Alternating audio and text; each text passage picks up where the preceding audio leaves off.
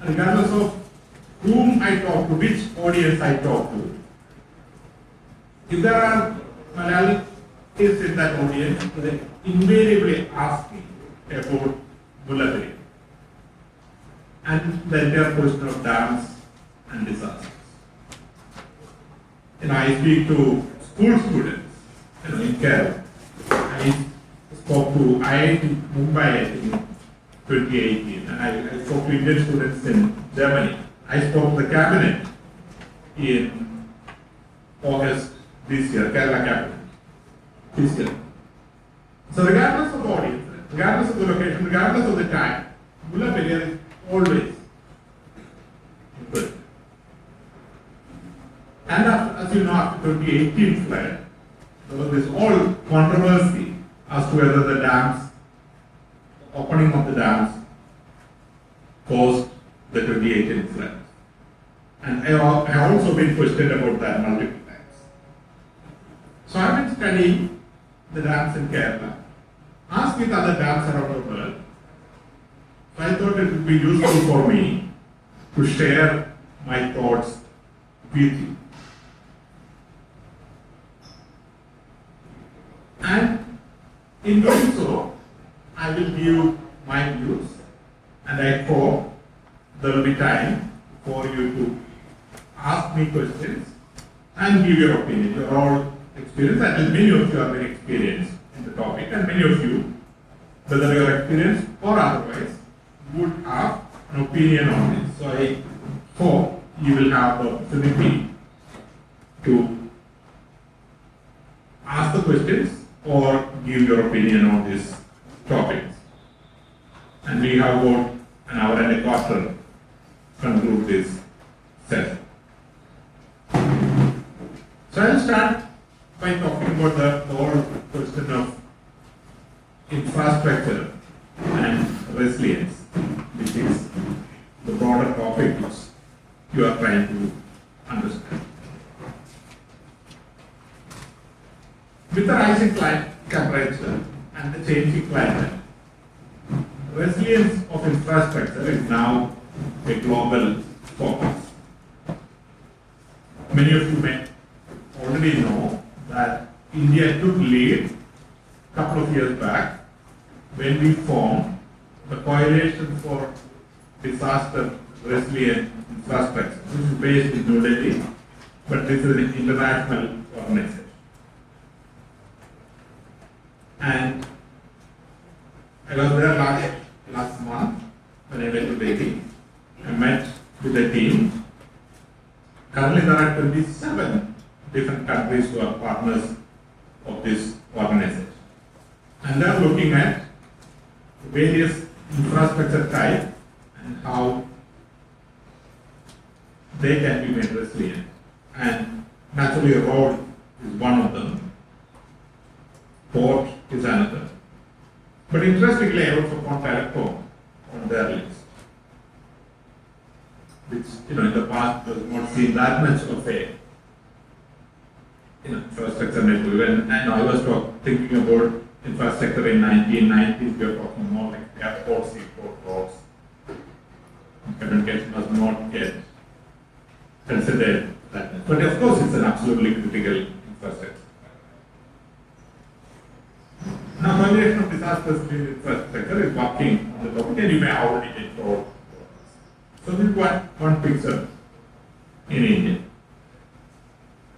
You may also be following that in the United States, one of the signature items of the new president is infrastructure rebuilding, and I think he's going to spend 1.5 or $2 trillion on infrastructure renewal in the United States, which apparently has not been done in the last 50 years.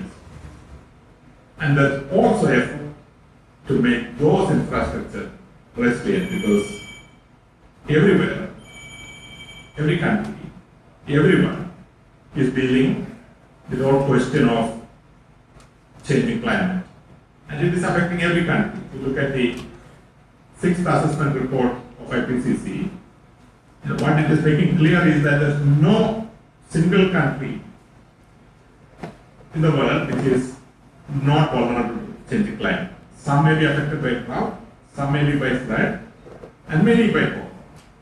Some may be by forest fire, some may be by typhoon, and many coal. So as the United States is rebuilding its infrastructure, they are also looking at resilience. And closer to home, we are currently debating the Kerala Railways or KRail, and so long as disaster resilience has not been an issue, but clearly that's also something which comes into the mix. So it is within this overall context of infrastructure, changing climate that I am talking to you. And as I said, I will focus my lecture on dams and disasters. And I will address this issue from three separate angles. The first one is dams causing disasters. So the dam is the origin of the disaster. And the second issue is dams exacerbating an existing disaster. So the disaster itself is not caused by dams, such as what is alleged in the 2018 floods. So the dams per se did not cause the disaster, but the allegation is that it actually increased the magnitude of that disaster. And the third angle, coming to dams and disasters, is whether dams can actually prevent or reduce disasters. These are the three issues I will talk about today. I will conclude by talking about the future of the dams in the context of climate change, in the context of renewable energy, and in the context of nature-based solutions. So this is what I am going to talk to you today. So to start with dams causing disasters. So I want to ask you, how many of you actually think the Mullaperia Dam is unsafe and therefore should be, decommissioned and rebuilt? So if you could show me by show of hands as to how many of you actually believe Mullaperia Dam is unsafe, that at least I would know what is the average thinking. How many of you think? So show of hands, please. Okay, I'm actually quite amazed that there was only two. I could only think two. Maybe there are a few more people who actually believe so. Because in every audience which I have gone, majority of the people, if not all, if I've come in Kerala, they all believe the Mullaperia Dam is unsafe and therefore it should be decommissioned and rebuilt. And there are many reasons which people say for that. They say, more than 100 years old, built with materials such as Suki. It was built at a time when there was not enough understanding of earthquakes. It was certainly built at a time, not at a time of climate change. All very, very valid arguments. And then people ask me, do I believe the Mullaperia Dam is unsafe? And mostly they expect me to say yes. Or they expect me to say no. Now the problem in the case of dams is that it's not a black and white situation. And it's a very dangerous thing to not to have an opinion, especially about this specific dam in Kerala. Because whichever answer you give, it has a consequence. And in Kerala, particularly if you say the dam is safe, then you have a bigger consequence. Because you're almost seen as someone not on the side of the state. It's almost a statewide patriotic issue. Which is very unfortunate. This is one of the reasons why the issue is not progressing. Now, I started hearing about Mullaperia in 1978. This is when the Central Water Commission actually did a study and said the dam is not very safe, and then that resulted in series of strengthening measures, and then since then, every 10 years there have been routinely newspaper articles, political agitations, court cases on Mullaperiyar, and that continues. I don't know how to explain this. Now the fact is that there is no dam which we can say is 100% safe. There is no dam. Almost like I always say this in Malayalam,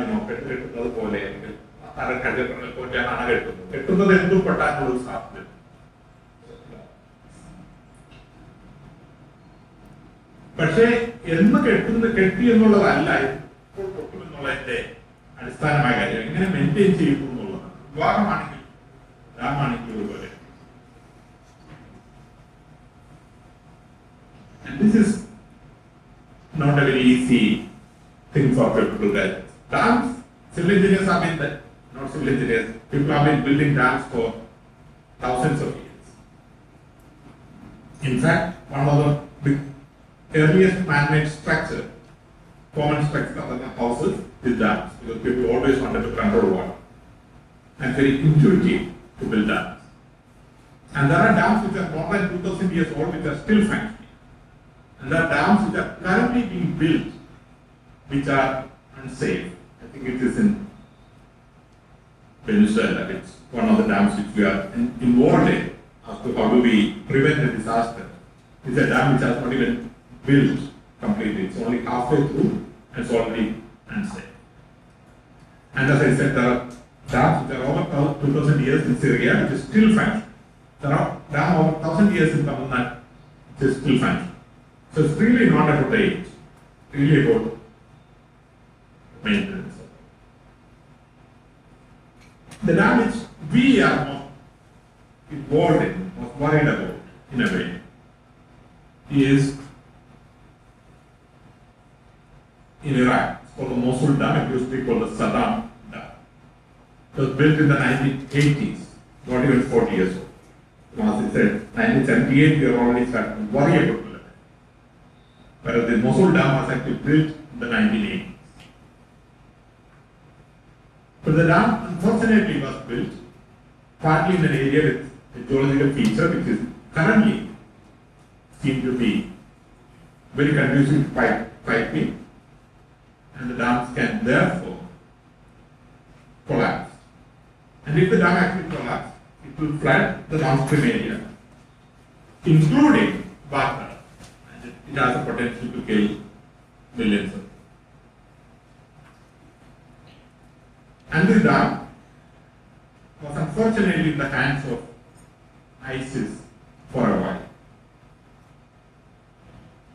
And it was that time that we actually got involved, because the dam was being maintained with a tremendous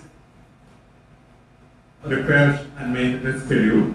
I think it was maintained by the Italians who also built the dam. But as ISIS took over, they withdrew, and therefore the dam safety was in question.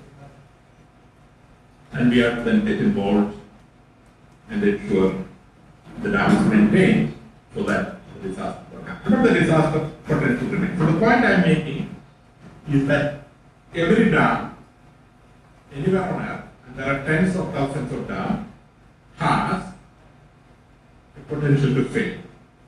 The potential is not equal, but the potential is not directly proportional to the age. This is very important for us to understand why we talk about a single dam such as Mullaperiyar. Kerala have many dams, but what we consider, I think, major dams are 34. It's excluding Mullaperiyar, which is actually belonging to Tamil Nadu, even though in Kerala. And if my memory is correct, 15 of these dams belong to Kerala State Electricity Board, and 19 of them belong to the Irrigation Department. So it's not just this one dam which has a potential for failure. Every dam, Idukki Dam, actually Sargoni Dam, Kulomam, Idapalayaram Dam, Perikal they all have the potential to fail. And what happened, and this is sound engineering science, to understand if a dam is safe or not. It's not very easy, but it's possible. Modern dams, which are built in the last 50 years, are actually designed and built with monitoring systems and instrumentation almost embedded into the dam. So if you go to Idiki or Edamala, you actually see inspection galleries. You see all sort of instrumentation. They get there regularly, every day, every hour, every minute, measuring seepage, pressure, and so on and so forth. And this is not the case in previous dams. They did not have built-in facilities. But that doesn't mean you cannot monitor them. You can dams. And the way dams would fail is somewhat standard.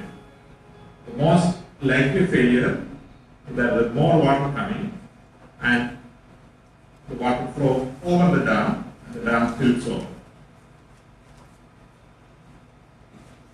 The second most likely cause is the geography, the geology where the dam is present is conducive to water finding alternate ways because water is standing at high pressure. It can dissolve or fracture the rocks below and then find alternate way, causing a piping, and then it can lift the dam from it. That's all it goes.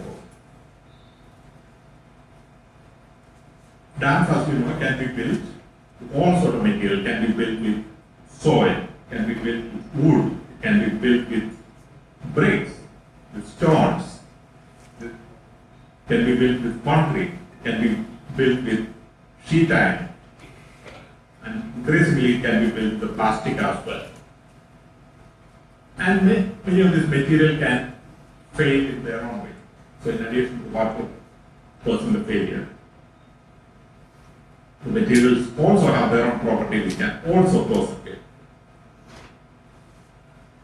That can also be caused, that primarily caused damage by the water which is falling, but dam can also be failed by an earthquake which happens in that region. And collapse because the dams are not designed to withstand and the type of earthquake is happening.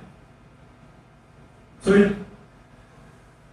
you have all these possibilities of failure and each of them can be assessed and there are very sound engineering ways of doing this.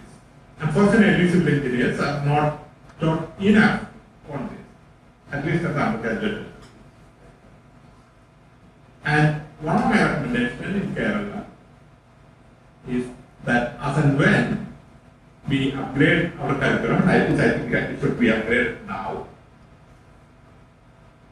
dam safety analysis should be an elective available to civil engineers. And these days, of course, maybe if you go to Coursera or other platform, you can already get it. And those of you who are civil engineers probably should study this course because this will come more and more. As much as I am a civil engineer myself, as some of you know, I also say that as much as we learn how to build structures, we should also learn how to demolish structures. When we had 3 apartment complexes in Ernakulam demolished, we actually had to get experts from outside Kerala and outside India. Because nobody ever taught a civil engineer in Kerala how to demolish a structure. So you still have absolutely primitive way of people trying to pull down, trying to do rock, trying to do with JCBs, and in the process killing each other. So there's a need for courses to be upgraded, and dam safety analysis should clearly be a new lane of course which people should study. So that's about dam safety analysis. So we have, as I said, at least 34 major dams, many other smaller dams. Each of should be put through the same set of analysis to understand if they are safe. So it is not that one dam is more unsafe than another. Probably it is, but we don't know. But just because one dam was built 150 years back, we should not assume that that's the most unsafe dam. Maybe that's the safest dam, we don't know. So the first step we should do in Kerala is to do a comprehensive dam safety analysis. All the dams, starting with the major dams, and then the smaller dams. This is an absolute must. The second thing which we should do, and has already been done, this is to assume that all the dams will break. Whatever the reason, maybe floods, maybe piping, maybe overtopping, maybe earthquake. Regardless of the reason, if the dam breaks, what will happen? That's the second point, which before a dam is built, these days this is standard part of the thing which one should do. But since we already built the dams, we have now started doing. I actually didn't know about this myself. Because in 2018, when the floods happened, we did not have access to this information. But last 2 months back, as I was preparing for another lecture on dams, I asked authorities in KSCB as well as in irrigation department, and I was given copies of the dam break scenario analysis of every dam in Kerala. This is surprising, and this is not even private information, completely public information. It's on the website. However, this is not presented in a very easy way, not in a transparent way. There are version control issues. The information available on the site of the dam safety unit of KSCB, which is important, is an older version compared to what is there on the KSCB website, which itself is superseded by other more updated versions. So in spite of this, in spite of all these difficulties, there are systematic studies on dam safety, dam break analysis of each of our dams. I don't know if you have seen it. Today I had a shock hands as to whether some of you have seen the dam break analysis of the Kerala dams. Anybody have seen this document? Anyone? If you could raise your hands, please. Raise your hands, anyone? Okay. No, I'm not surprised because I myself did not know, even though the information is there for the last 1 year, it has never been publicized in a way it should be. But if you, I can send the information or Amal can share that information. Each of our dams, a dam break analysis has been done. And what a dam break analysis does is to predict in 2 dimension and 3 dimension as to how far the water will reach, at what speed should the dam break. And it's an absolutely useful information. This is the starting point of the contingency plan. If Idukki dam were to be, in Kolamau dam were to break, how soon, which areas would be affected? Will Muvattuzhuzha be affected? Will Kodamangala be affected? Will Malayathur be affected? Will Kaladi be affected? Alva be affected? And how soon water will reach? Will we get 3 hour notice period? Will we get 6 hours, plus 12 hours, 24 hours? This is what a dam break analysis does.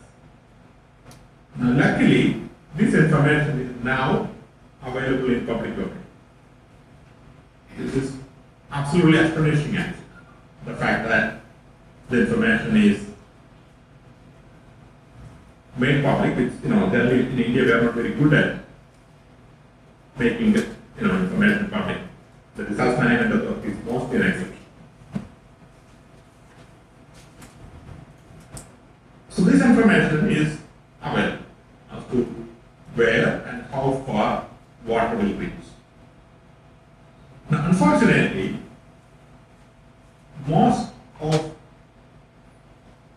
our people are not aware of this information. As you have seen in your own cohort, there's not much of an awareness.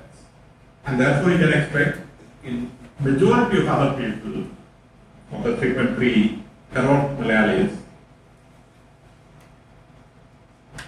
and maybe 33 million migrant laborers, they have no idea if they are staying in a place which can be flooded if a dam were to break.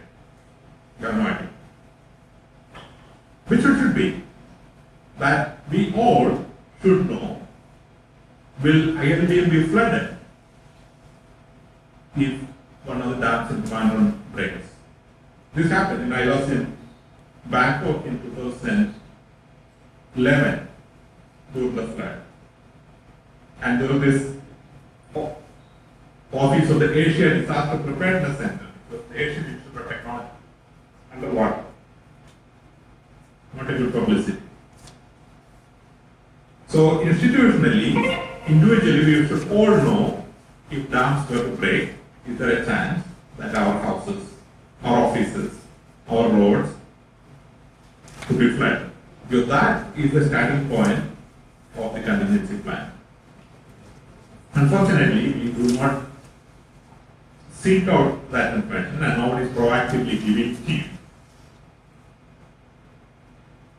One of the suggestions which I have, I think this can be done by any one of you who is sitting there, anyone from the college can take it as a project and create an app so that anyone, it can be an app to be downloaded by all Malayalis, so that on their mobile phone they can get if they are in an area which will be flooded by breakage of one of the dams. For example, this is can be done. I'm also suggesting to the Kerala State Electricity Board that what they should do is that they have the geographical location of every household in Kerala. They have the mobile number of every electricity consumer in Kerala. They have an electricity meter in probably the 80 million homes, 80 lakhs homes in Kerala. And of course offices. And they have information, at least for the electricity dams, electricity board dams, as to which area will be flooded and by how much. So it is a very trivial project for them to put that information, to overlay the information of the customers and the dam break analysis, and to predict which customers would be affected by the flood. I think it's part of their corporate social responsibility. I think it's a part of their due diligence. I think it's a part of their duty of care. That they are holding both information.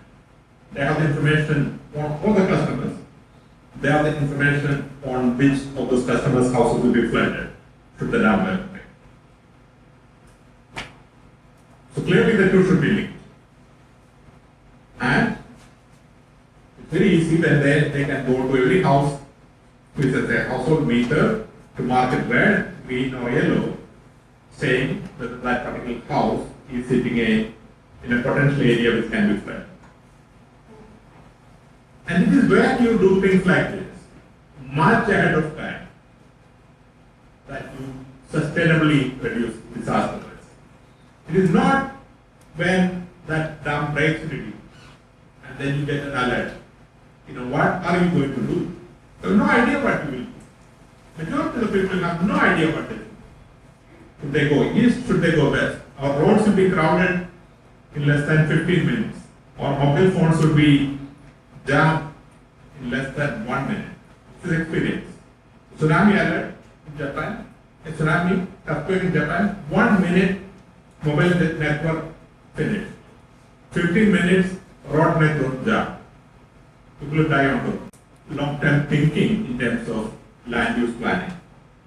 And this is called disaster-induced land use planning. That every time you plan to do something, you are planning to build a care area. Is it going to have what impact the dam break will have on care area, for example? You are going to build a house. What impact are you going to build in a place which will be affected by dam break? And if yes, it's not that you cannot build, but if yes, then you think. Let's say you are building a hospital. So which floor will you keep the patient records? Will you keep the ground floor? It is more likely to be reflected. You keep it the top floor, for example. Where will you keep your servers? How will you ensure that the power functions during a situation like this? During the 2018 flood, we already showed many apartment blocks, hospitals, all have their auxiliary generator on the ground floor, even in the basement. And that's first going to be reflected. So you have to start to think through each of these at a broader level by risk-informed land use planning, at an individual level based upon what are the scenarios you can have. And then come to the question of contingency planning. How will you inform people? And these days it's extremely easy because everyone has a mobile phone. Every mobile phone is already tracking your location on a GPS. So you can be precisely told whether you are in a location which will be affected and how soon water will reach your location. You can even be guided which way to go. But unfortunately, we are not prepared any of it. Should a dam break in Kerala, tens of thousands of people die, and it's a completely avoidable death. And I'm not talking just about the Mullaperia. Mullaperia is just one of the 35 dams. And it may not be the first to break. And we don't know this bottom line I'm saying. So as much as we go and keep on talking about one dam, we are really not doing a service. I think we will be doing right if you have to analyze the safety of every dam, if you have to make use of the dam break analysis scenarios which have been developed, if you have established a land use planning which is risk informed, and if you have to develop contingency planning which includes critical infrastructure protection, which includes user identification, which includes location specific early warning, that's when we can say that we are prepared to deal with disasters caused by dams. I will now turn to the second point I was making, which is about can dams exacerbate disasters? This is true. As I mentioned, I was in Thailand in 2011. I think it was in late November. Thailand is like Kerala. They have the annual rainy season. And it's completely a regular feature that has been for thousands of years. So much so that when Thailand and Myanmar used to fight, they used to have annual flood breaks. And then they start fighting again. And those of you who have been to Thailand or that region, anywhere in the Mekong Delta would know that flood is so much a standard part of life there that houses are built on stilts about 2 to 3 meters high, and people live at an elevation. Increasingly, people in Kutanad is starting to live like that, and that's unfortunately going to the future. In many other parts of Kerala, soon you will see the same type of houses coming up in Ernakulam as well. That people build that house, elevate it for 3 meters, so that they hedge for the change of climate. So this is how Southeast Asia works. And then they started having rains. They also have a lot of dams. similar to Kerala. That's it. Those who have been to Thailand will know that Thailand is many ways similar to Kerala. So they had all the dams, and when you have a dam, depending upon your main function, as I said in Kerala we have 15 dams, electricity board, 19 dams, irrigation department. They try to manage those dams based upon what is their objective. For example, the electricity board, I'm saying theoretically, would try to operate the dams to maximize production of electricity when the price of electricity is higher. These days, as you know, there's a dynamic price of electricity. So they will try to maximize water as a resource so as to maximize the revenue. The irrigation department, on the other hand, would try to maximize the utility of water, comparing it to irrigation, and increasingly in Kerala for drinking water purpose. Kerala, most of our irrigation dams is not primarily supporting irrigation. In most places where there are irrigation dams, actually the cropping is coming down. If there are engineers from irrigation will actually know. But irrigation dams are used primarily to enhance water supply in summer months. So that is their objective. Flood control is not the objective of neither of them. This was exactly the case in Thailand. So all of them, as the rain started falling, all of them started holding more and more water. But when the rains did not stop as expected, as the previous years, they panicked. They were afraid about the safety of the dam. And then they opened the dams. But they made the decision to open the dams as the downstream areas were already started to get flooded. And in Thailand they had an unequal problem because Bangkok is a coastal city and they have flood defense dikes all around Bangkok. They have the flood defense dikes all around Bangkok. So if the flood water comes from upstream, the dike will stop it from going down into the sea. It's a little bit like Thunderbukam and Thotapalli spillway in Kerala. Even though they were built for different purposes. So in Bangkok they had this dikes to prevent the flood water from entering the sea. So it is in this condition that upstream dams were getting filled. The midlands were getting flooded because of the rain, and Bangkok was keeping its dikes closed. And the dams were opened.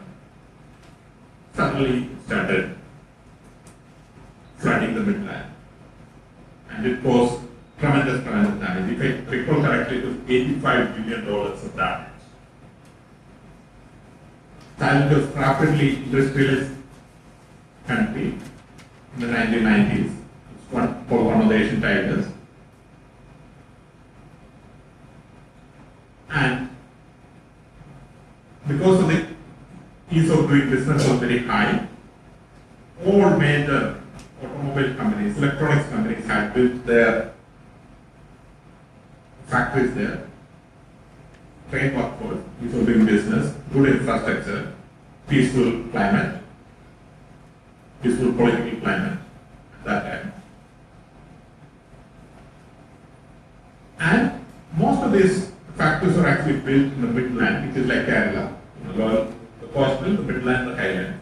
So the midland, and that's the area got spread. Tremendous damage. And it's now established that the dams did exacerbate the disaster.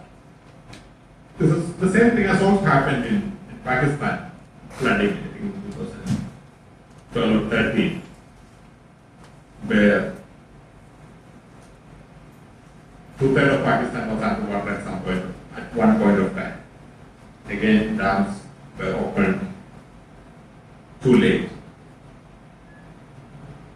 So the question which we were asked, we were told, we debated in 2018 was that clearly the opening of the dams in Idiki, in Idamalayar, in other places, would have caused the flood intensity. And as you recall this, became a big political scandal. It came to the assembly multiple times, and even now this is being told again and again. And I increasingly asked, not increasingly, I have been asked many times, is this. The unfortunate fact is that most people who make these arguments, one way or another, do not study the question in totality. They will talk as if a common person will talk. No, where it's very obvious that if there is water downstream, if a reservoir operates sluice or spillway, it is going to increase the flood. It's very obvious. So the question one should ask is, let's say there is no dam upstream. Would the flood be bigger or smaller? Because if there's no dam upstream, all the rain which is falling would come down and add to the flood downstream. And if you then analyze the 2018 flood using this framework, you will actually see that in case of both Idiki and Idamalayar, if the dams were not there, you would have got a bigger flood downstream than what we had. Because the amount of water flew down through the Idiki and Idamalayar reservoir in 2018 during the peak flood days, I think it's 14th of August, was lower than the total amount of rainfall which happened in the catchment area. My friend was saying, if I recall correctly, something like 8,000 cubic was the total influx, while 3,000 was total what went down. Something like that. I could be slightly wrong on the numbers. But the point is that at least half of the water which was falling in the catchment areas were contained by the reservoirs, even as the dam gates were open. So while the fact the dam gates were open certainly increased the flood intensity downstream, it said it actually buffered the flood by containing a part of it. And those of you who follow this flood and compare it to the 1923 flood, the biggest flood Kerala has seen in the recent history, you will actually notice that this flood was slightly lower in intensity than before. If you had been to a place in Parur where original 1923 marking is still there, and they have also marked the 2018 flood, and that's 1 feet below. And that 1 feet, I believe, is the buffering which is provided by the dams. Now, majority of dams in Kerala do not have the buffering capacity. Majority of the dams, not majority, many of the dams in Kerala actually have such a small storage capacity that even 24-hour worth of rain would fill the reservoir. And this is why the Kerala dam, etc. You frequently hear it being opened, the shutter open. Perigapur dam, for example. In 24 hours, dams will overflow. So those dams do not offer any capacity for buffering. But big dams such as Idiki and Idamalayar certainly have capacity. And then we had the dams which were emptying into the river which were coming into Kuttanad area. And this is the trickiest one. So in those dams, in the Pampa River, Minnesota River, etc. They had a dilemma at between June and September 2018. That Kuttanad was already flooded by June. And by July, Kuttanad was, you'll recall there was a Madhupuri reporter who had died drowning, kind of report out of that. And there are other deaths also. See, if the dams had released water at that point of time, Kuttanad flood would have gone up already in July. But if they released later, of course it got even worse because by then the flood water was very high. So there they had this catch-22 situation. Whatever you do, you clean up. So the point I am making is that yes, dams can exacerbate flood damage. In many places, this can happen. And therefore, when you build a dam, you must always keep in mind that a dam can do this to a downstream disease. People who live downstream of a dam should not only worry about a dam breaking, but also worry about the release of excess water from the dams during a flood event, which then lead downstream floods. And that brings us to the third question, which is about can dams be used to reduce disaster? And here, the answer is very clear, yes, absolutely. In fact, every dam, because have a buffering capacity, and provided you understand how to use that dam to control flooding.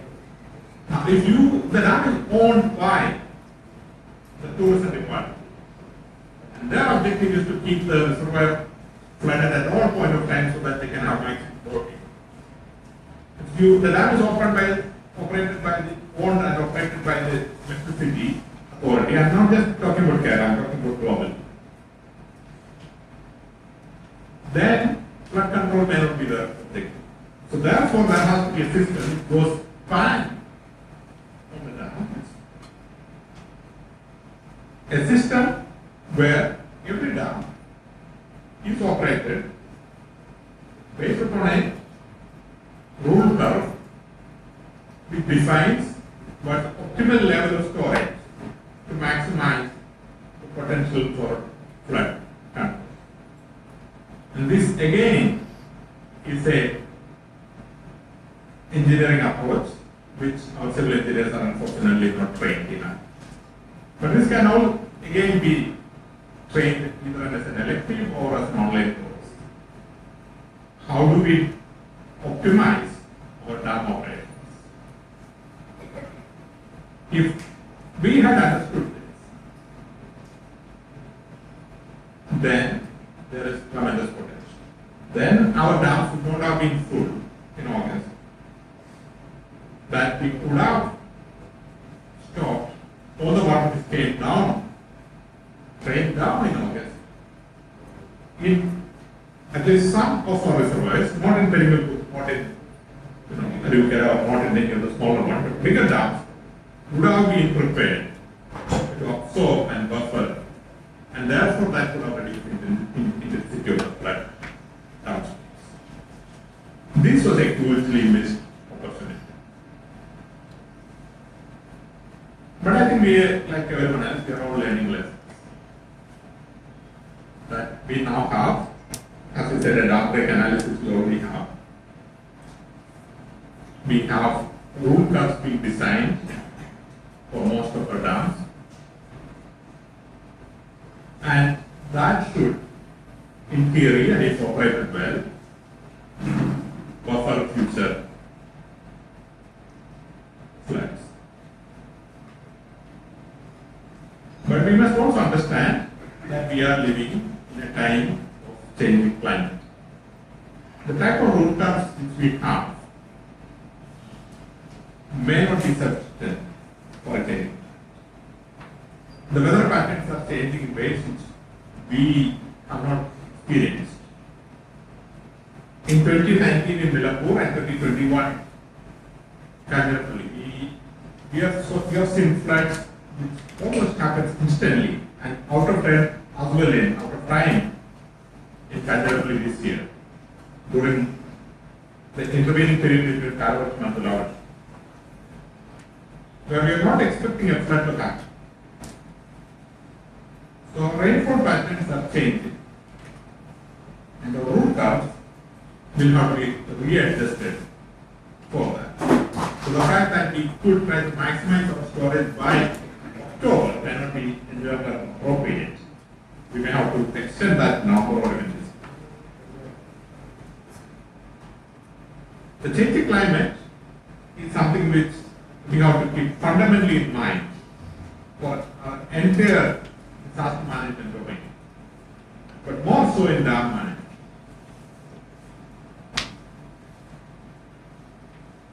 IPCC report, the assessment report 6, which if you have not read, you should read. It's available free in public domain. Actually, speak about change in monsoon as well as change in intensity of rain. So even if our total rainfall remains 3,000, the rain will fall in shorter duration, which means there will be more and more flash flood. And this is what is going to cause trouble, not in 100 years or not in 50 years, like the big flood event, but this will be annual events. That there will be more flooding events in Kuttanad every year. There will be more areas flooded in Ernakulam every year. And we have to again think, in Kuttanad in particular, where a series of dikes, upstream dams, Kottapalli spillway, Nirmukha Pond, and all the individual ponds have created a completely artificial environment where people are living and doing a set of activities which that place is not originally designed. And can we use these dams optimally to keep that going in a changing climate? My answer is no. We will not be able to defend Kuttanad. If you were to take a 50-year time horizon, we will not be able to defend. Will we be able to defend Ernakulam as a city by optimizing dams? No, we will not be able to defend Ernakulam. Life in Ernakulam, the infrastructure in Ernakulam, housing in Ernakulam, hospitals in Ernakulam, they all have to live in deep woods. And this cannot be addressed by even raising new sea walls. So that's a limit to what buffering we can do with dams, but there is certainly a potential using dams in certain instances to reduce the flood intensity. And that brings me to my final point, and after that I will open for questions. And this is about what is going to be the future of the dams. All dams were built for a purpose at a point of time. And in due course, the purpose would change. For example, let's take dams which have been built for irrigation. In Kerala, we had a situation where we were seriously short of rains, which was our staple land. And therefore, we have to bring more and more areas under irrigation so that our rice cultivation to be shifted from depending entirely on monsoon to being stabilized and having one additional crop based upon irrigation. This was the big picture. And in Kuttanad, which is absolutely not an area fit for paddy cultivation, we created paddy field because of our sheer necessity. And this is not recent, this is already in 19th century we have started rice. We had, Travancore had rice procurement office as well, in places like Karachi. Already in the 19th century.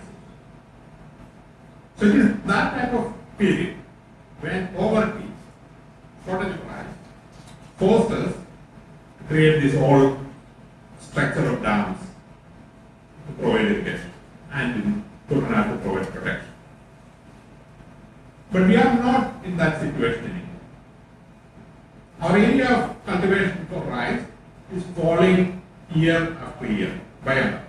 In 1960, we had 800,000 hectares under paddy cultivation, and now it went in 2011 below 200,000, and now with the government support slightly going up to more than 200,000. But at the same time, our food security in Kerala has increased. Kerala now, as you know, after the latest National Family Health Survey, just released in November 2020, has the lowest amount of the absolute poor people in the country. Less than 1%, I think 0.6. And the nearest one is 4.6. So as far as our rice cultivation is coming down, our food security is on the rise. And that's because we went to other areas that we can compare to it. So the need to create and maintain all the irrigation infrastructure is no longer there. And that actually applies to the dams. And as I mentioned, these irrigation dams are now serving a purpose of providing drinking water security. And if drinking water security is our objective, then having massive dams is not a cost-effective way of providing. So it is time that we have to rethink, do we need all the irrigation dams in Kerala? Do we need new dams? No. Do we need to keep the existing dams? Probably not. These are the kind of questions which other countries are asking, and dams are being decommissioned, not because they are unsafe. Statistically, every dam is unsafe, as I mentioned. But that you don't have to wait for a dam to become unsafe to decommission, because if the purpose for which it's built is no longer the case. Or you may actually convert our irrigation dam into a dam for tourism, for example, or for drinking water. But the point is that there was a reason why something was built, and that reason may not remain, but just because it was built for a purpose, you don't have to keep maintaining. And the same will happen to electricity.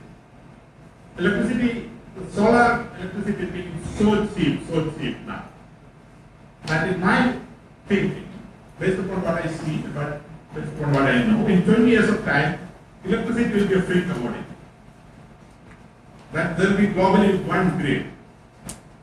That electricity, like Saudi Arabia, Sudan, and Pakistan, and India, and Bangladesh, and Cambodia, they'll all be connected to one single grid of electricity. And it's cheap and free. It will be like air.